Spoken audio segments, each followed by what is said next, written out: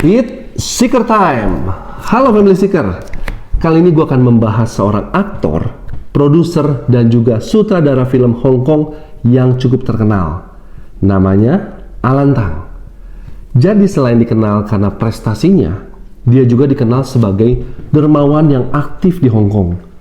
Makanya, ketika dia dituduh melakukan pemerkosaan terhadap artis cantik, beritanya cukup heboh loh. Yang jadi pertanyaannya, apa benar orang yang sudah sukses dan dikenal dermawan ini kok bisa tega melakukan hal tercela seperti ini? Penasaran kan? Sebelum gue lanjut ke ceritanya, gue ngingetin teman-teman untuk jangan lupa klik tombol subscribe-nya. Mainkan.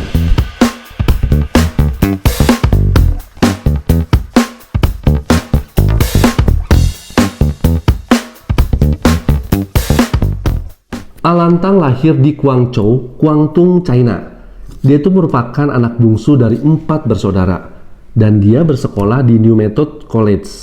Nah, jadi setelah lulus, sebetulnya dia tuh menerima beasiswa penuh ke Fakultas Hukum Universitas Hong Kong.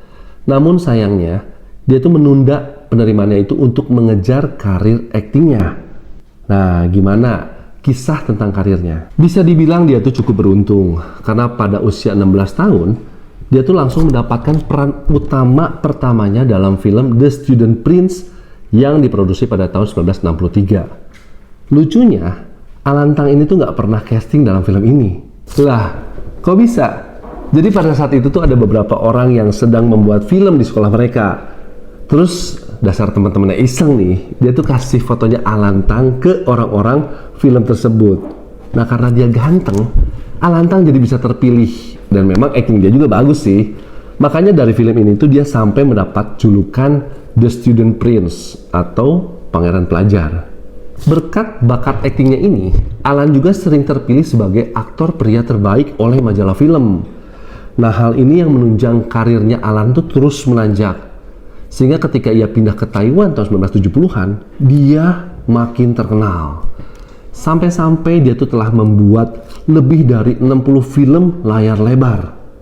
Nah, film-filmnya ini tuh antara lain Run, Love Run.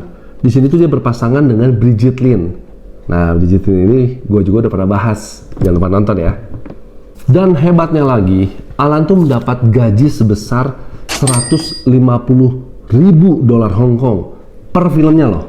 Kalau kita kurs dengan rupiah sekarang ini, kira-kira sekitar 300 juta rupiah.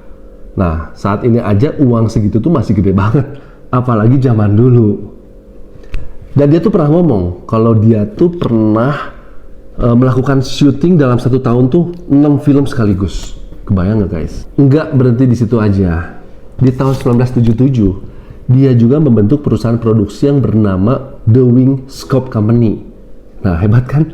Selain jadi aktor, sutradara, produser, sekarang dia merambah jadi bisnismen. Biasanya memang gitu sih guys, kalau udah jadi produser tuh mereka maunya punya perusahaan sendiri. Nah, Alan juga sama. Makanya 10 tahun kemudian dia tuh mendirikan perusahaan produksi lain yang bernama Injir Film Production. Makanya ketika muncul berita tentang Alan memperkosa seorang wanita cantik, sepertinya agak janggal ya. Karena selain karirnya sukses, kehidupan pribadinya pun juga jauh dari gosip miring. Nah, Alan Tang sendiri juga sudah menikah di tahun 1975 dengan Janet Yim, dan dia memiliki 2 orang putri yang bernama Tan Yip Wai dan Tang Yip Yan. Bahkan, dia juga tergabung menjadi anggota Rotary Club. Ini sekedar informasi ya guys. Rotary Club ini tuh merupakan sebuah klub kemanusiaan yang tersebar di seluruh dunia. Bahkan di Indonesia pun juga ada anggotanya. Jadi waktu skandalnya muncul pada bulan Desember tahun 2013, ada satu majalah merilis video wawancaranya dengan Yamilam. Nah, Yamilam ini tuh adalah seorang artis dan gue juga udah pernah bahas. Jangan lupa ditonton ya. Yamilam ini tuh mengatakan kalau dia telah diperkaos oleh 2 orang laki-laki aktor Hong Kong. Tapi memang sih di dalam video tersebut tidak dijelaskan siapa nama aktor itu. Sampai 5 tahun kemudian, tepatnya di bulan Januari tahun 2018, ada seorang jurnalis Tiongkok mengunggah video wawancara Yamilam yang tidak disensor. Nah, di situ terungkap siapa pelakunya. Ternyata Alantang dan juga Eric Sang. Nah, kisah tentang Eric Sang ini juga gue udah pernah bahas. Kalau mau lebih jelasnya, kalian bisa tonton juga ya. Cuman sayangnya, ketika berita ini mencuat, Alantang sudah berpulang pada tanggal 29 Maret 2011. Ia meninggal dunia di rumahnya di Homantin sekitar jam 9 malam karena serangan jantung. Jadi kebenarannya sampai sekarang ini belum ada kepastiannya ya. Karena korbannya juga sudah berpulang. Jadi menurut Family Seeker gimana nih? Tolong bantu komen ya. Oke Family Seeker, sekian cerita tentang Alantang. Kalau kalian suka dengan cerita ini, tolong dikasih like-nya dan juga di-share ke teman-teman ya. It's a wrap, bungkus.